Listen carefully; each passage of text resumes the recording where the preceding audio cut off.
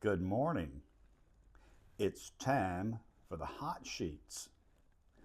And this is Monday, February the 2nd.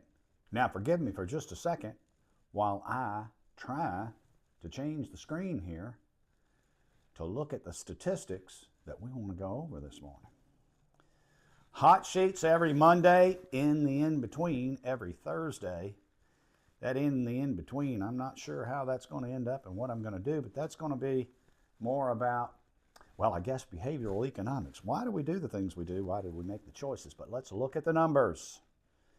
So January of 2025, on 30A, the primary vacation secondary market, there were 51 homes closed in January of 2025 for a median price point of $1.35 million, with absolute inventory on the books at that time of 659 homes for sale. Sounds pretty good.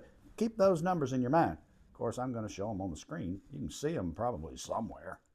Maybe over here or over there. I hadn't decided where to put them yet while I'm recording, but I can see them right here and tell them to you. And this January of 2026, 56 homes have closed. And there may be one or two stragglers this morning when they catch up on the weekend's activity, Friday being the last closing day. Interesting. 56 homes at a median price point of $2,250,000. What does that tell me? Does it tell me prices are going up? It might be telling me prices are going up. It's certainly telling me that the people that are here right in the middle of the decision point are willing to transact at $2,250,000, and that is up significantly from last year. Both up in units sold in January and way up, probably 75 or 80% up in median price point, meaning the propensity, I love those words, to buy is at a higher price point. And I got to tell you something that I'm seeing, because some people have been coming to us at valuations of less than $2 million, maybe around 1.5 and even less. And I got to tell you, there's not a lot of inventory available right now under $1.5 million. Single family homes or condominiums alike that feel good, look good, and act good. There's always inventory on the market that'll stay there. 598 homes are for sale during the measuring period of January of 2026. 598 homes absolute versus 659 last year. And if I roll the clock back to 2018, that's less than what was on the market in 2018, although the absorption rate in 2018 was a little quicker because we were selling a few more homes each month than we are just right this second.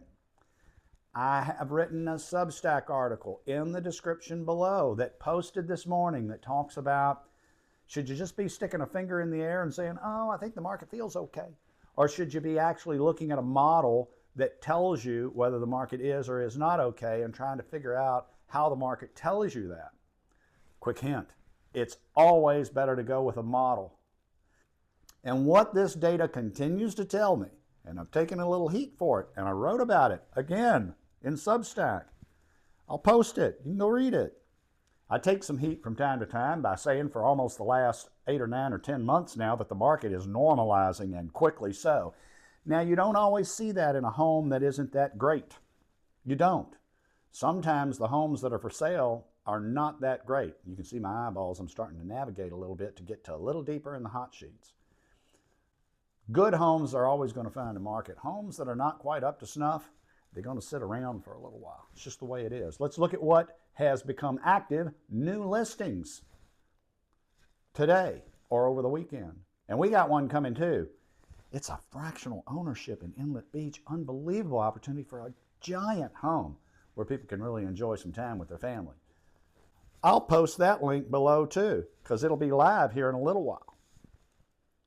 Well, one in Water Sound, Camp Creek, came on at $6,395,000. I guarantee that's a pretty home. And as you can see, that came from the Scenic Sotheby's office and one of our great real estate advisors here on 30A. And then we have one in Paradise by the Sea coming. And then we have a lot Then we have a few more things you can see as we run down. Some, well, out of 25 homes, it looks like, goodness gracious, 18 of 25 homes are priced over $1 million on the hot sheets over the weekend. We had some canceled listings. Let's see what closed. Let's take a look at what closed.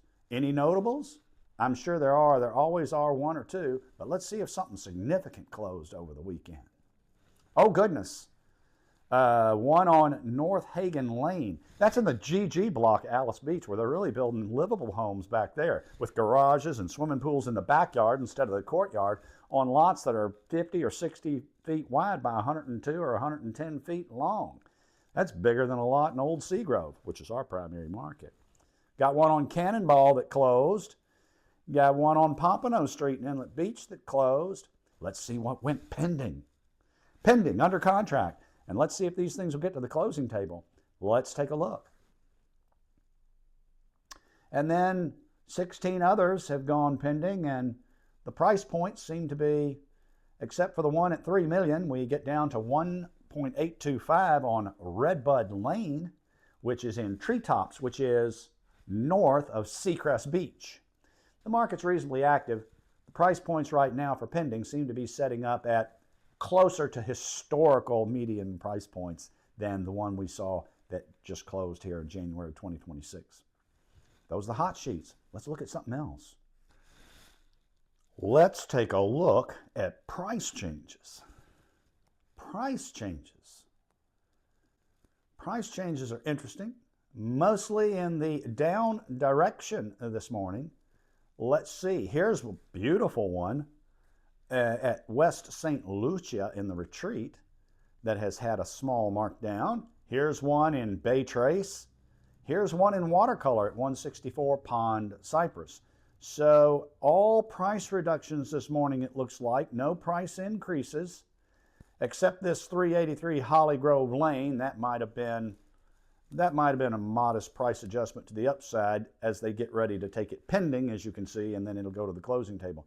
Otherwise, all prices reduced. You need to read the article below, because I'm telling you that the queuing mechanism that sellers and buyers are going off of is a very slowly changing dimension, and I think people are reading it wrong right now. And so price reductions are a good thing for those that need to sell, but are they a little late to the game to start marking homes down?